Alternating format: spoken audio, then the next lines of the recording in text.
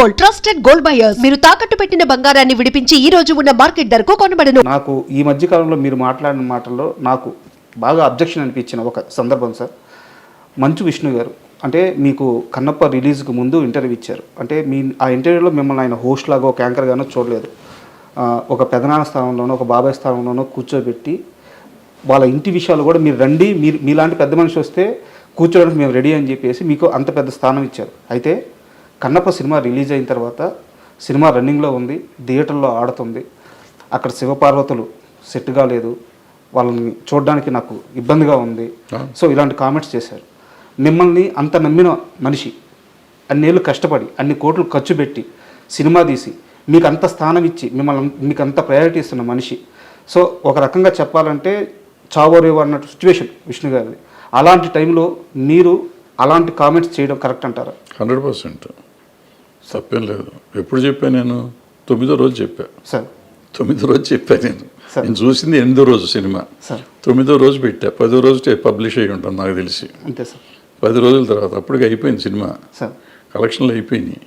అయిపోయినాక కూడా చెప్పకపోతే వాళ్ళకి తెలియాలి కదా వాళ్ళ సినిమా ఏం తప్పు. నేను సినిమా చూడలే ముందు, సినిమా చూస్తుంటే డెఫినెట్గా పెట్టుండేవాడిని కదా ముందు చూస్తుంటే. నేను 10 రోజుల తర్వాత కలెక్షన్లు కూడా అయిపోయినాక ఈ కలెక్షన్లు ఇంకా రావట్లేదు అనే టైంలో సినిమా చూశాను నేను చూసినప్పుడు థియేటర్లో జనం కూడా లేరు, అయినా చూసి సినిమా. సో ఆ తర్వాత 1 or 2 days తీసేసినట్టున్నారు సినిమా.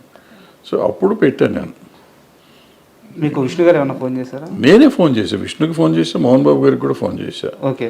ఫోన్ చేసి మీరు ఈ తప్పు చేశారు, ఎందుకు చేశారు ఈ తప్పు, ఈ ఎవరు లేకపోయినా కానీ ఆడేది ఆ సినిమా, బ్రహ్మాండంగా ఆడేది సినిమా, సూపర్ హిట్ అవ్వాల్సిన సినిమాని మీరందరూ కలిసి average cinema, below average cinema చేశారు. ఫ్లాప్ సినిమా అన్నాను నేను ఇప్పటికి కూడా. ఓపెనింగ్ వచ్చింది ఆ మాత్రం. బట్ ప్రభాస్ లాంటి వాడు మీకు డేట్లు ఇచ్చి చేస్తున్నప్పుడు దాన్ని మనం నిలబెట్టుకుని ఉంటే ఎంత సెన్సేషనల్ అయ్యేది ఆ సినిమా. సో బాగా తీయటం వేరును ఒక కంటెంట్ని చంపుకోవటం వేరు. ఇవాళ చాలామందికి అర్థం కావాల్సిన విషయం, పులిని చూసి నాకు బాహుబలిని చూసి బాహుబలిని, త్రిబులార్ని చూసి త్రిబులార్ చేయలేం మనం. అంతే. మనకి ఈ కాళహస్తి మహత్యం కానీ భక్త కన్నప్ప కానీ 2-3 వర్షన్స్ 4-5 వర్షన్స్ తీశారు. ఇప్పటికి 10 సార్లు తీశారు సినిమాలు. తెలుగులో 2-3 సార్లు వచ్చినా మిగతా భాషలో కూడా తీశారు. సో అది అన్ని సార్లు ప్రూవ్ అయిన సినిమా. మరి ఇప్పుడు యావరేజ్ ఎందుకయింది? అక్కడ ప్రతిసారి భక్తిభావం నిలబడింది, ఇక్కడ భక్తిభావం నిలబడలేదు. ఇక్కడ శివుడు పార్వతి వెకిలిగా ఉన్నారు. అది చెప్పాలి. నేను చెప్పాను, డైరెక్ట్గా ఫోన్ చేసి చెప్పాను. నేను ఇట్లా యూట్యూబ్లో పెట్టుకోవాలా, యూట్యూబ్లో పెట్టే ముందే ఫోన్ చేశా. పెడతానని చెప్పలేదు, అది వేరే.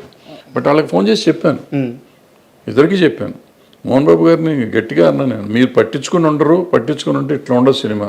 ఎందుకంటే ఆయన అసిస్టెంట్ డైరెక్టర్ చేశాడు, యాక్టరు, మంచి యాక్టరు, ఆయనకు తెలుసు, అన్ని విషయాలు తెలుసు. మరి పట్టించుకోకుండా భక్తి లేకుండా సినిమా తీసి భక్త కన్నప్పని వారియర్ సినిమా చేస్తే ఎట్లా ఉంటుంది సినిమా? ఆ సినిమా రేంజ్కి ఆ సినిమా ఆడింది వాళ్ళ. బట్ అదే ప్రభాస్ గారిని వాడుకొని చేసినందుకు చేసి ప్రభాస్ క్యారెక్టర్ చాలా బాగుంది ఆ సినిమాలో. కానీ ఎవరైతే శివుడు భక్తుడైన, శివుడే సరిగ్గా లేకపోతే ఇంక భక్తి ఎక్కడొస్తుంది? సో క్యారెక్టర్ ఫిట్నెస్ ఒకటి కావాలి. వచ్చి అనామకుడిని పెట్టినా పర్వాలేదు, బాగుండేది. ఈ అనవసరం ఈయన పెట్టి డబ్బులు బొక్కది. ఆ డబ్బులే ఇప్పుడు నష్టం వస్తాయి. ఒకవేళ నష్టం వస్తే వాళ్ళిద్దరికి ఇచ్చిన ప్రతి రూపాయి నష్టమే నా లెక్కలో.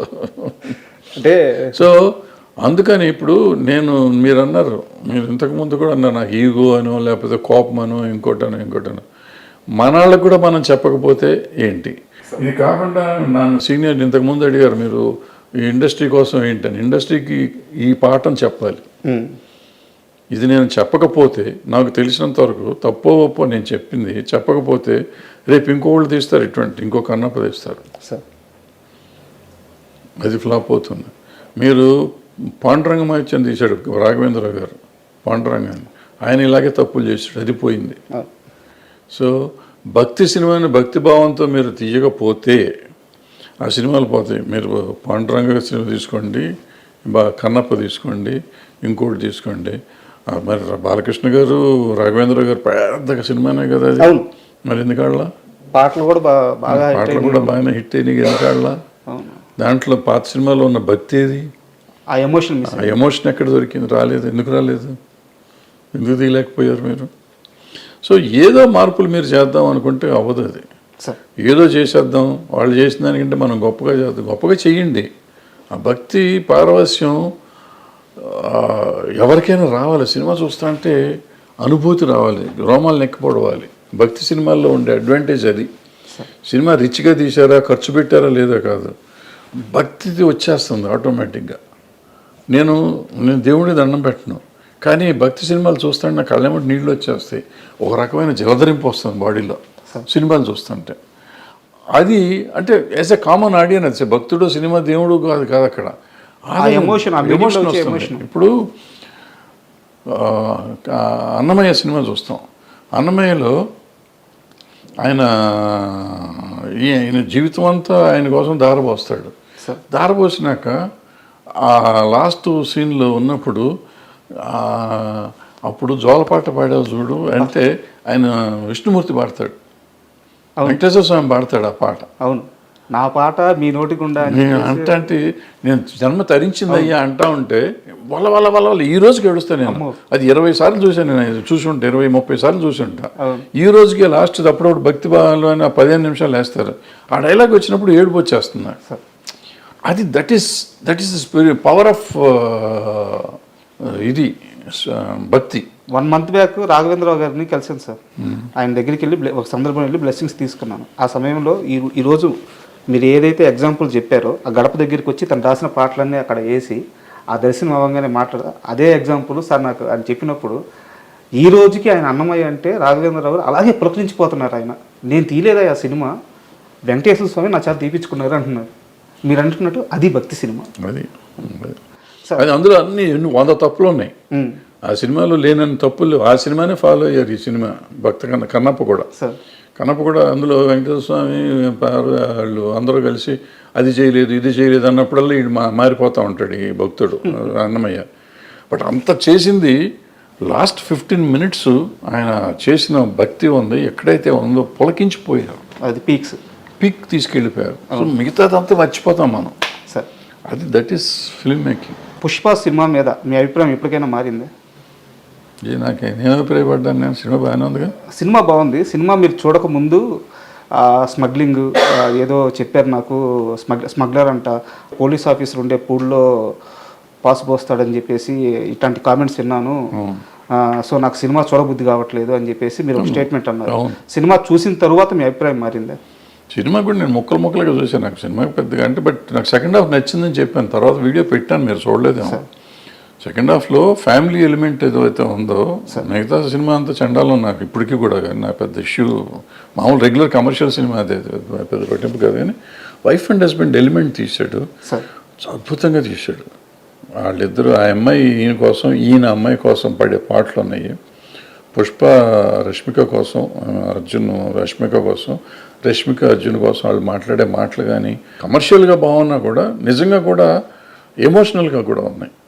అట్ ద సేమ్ టైం ఒక భార్యాభర్తల అనుబంధాన్ని అటువంటి క్యారెక్టర్స్ మీద చూపించడం అనేది చాలా గొప్ప విషయం. ఇప్పుడు ఏదో మామూలుగా మిడిల్ క్లాస్ ఫ్యామిలీలో ఉంటుంది, ఇట్లా డబ్బు ఉండి ఆడ స్మగ్లింగ్ చేసేవాడికి ఒక భార్య మీద అంత ప్రేమ ఉంటుందా? అసలు భార్యను అంత ప్రేమించాలా, ఆ భార్య భర్తను అంత ప్రేమించాలా? అద్భుతంగా ఉంది. ఆ ఎలిమెంట్ చాలా బ్రహ్మాండంగా ఉంటుంది ఆ సినిమాలో. సార్ నాది ఇంకో క్వశ్చన్ ఏంటంటే, అంటే ఒక 12-13 ఏళ్ళ నుంచి మీరు నాకు తెలుసు సార్. అంటే నేను మిమ్మల్ని దగ్గరగా చూస్తున్నాను, మీరు ఎక్కడున్నా మీ గురించి నాకు తెలుసదు కాబట్టి నేను మిమ్మల్ని ఫాలో అవుతున్నట్టే. తమ్మారెడ్డి గారికి ప్రతి విషయంలో ఒక అభిప్రాయం చాలా నిక్కచ్చిగా ఉంటుంది, ఆయన ఒక మాట మీద ఉంటారు. బట్ నాకు ఎప్పుడూ కూడా చాలా పెద్ద కన్ఫ్యూజన్ ఏంటంటే మీ విషయంలో, చిరంజీవి గారి విషయం సార్. కెమెరా లేనప్పుడు చిరంజీవి గారి గురించి మీరు ఎంత గొప్పగా చెప్తారంటే, నా బ్రదరయ్యా, నా తమ్ముడయ్యా, అంటే మేము వినున్నాం, మీతో పాటు పనిచేసినప్పుడు మేము వినున్నాం, నా తమ్ముడయ్యా, నేను సినిమాలు తీసాను, నాతో సినిమాలు తీసాడు, నేను ఇచ్చినప్పుడు రెమ్యునరేషన్ తీసుకున్నాడు, మా అనుబంధం ఇట్లాంటిది, నా స్టూడియోలో ఉండేవాడు, ఇంత గొప్పగా చెప్తారు చిరంజీవి గారి గురించి. కెమెరా లేనప్పుడు 4 మనుషులు క్లోజ్డ్ పీపుల్ ఉన్నప్పుడు. అదే కెమెరా పెట్టంగానే చిరంజీవి గారి అభిప్రాయాలని, ఆయన వెళ్ళే మార్గాలని మీరు క్వశ్చన్ చేస్తూ ఉంటారు. ఇది నాకు అర్థం కాదు సార్ అసలు. అంటే మీ చాలాసార్లు అనుకున్నాను. ఆల్రెడీ ఇంతకుముందు సమాధానం చెప్పాను, మోహన్ బాబు గారి విషయంలో సమాధానం మీకు చెప్పాను, సేమ్ సమాధానం ఇది సార్. ఇప్పుడు ఆయనతో కూడా నేను మాట్లాడి చెప్పినవి ఉన్నాయి కొన్ని. ఆ చిరంజీవి గారికి నాకు ఉన్న అనుబంధం అప్పుడు వేరు, ఇప్పుడు వేరు. బట్ నాకు నచ్చినట్టు చెప్తాను, నచ్చని నాకు మీరు చెప్పినవి అన్నీ నిజం. ఆ నిజం నాకు ఇంకా అనుబంధం అట్లాగే ఉంది నా మనసులో.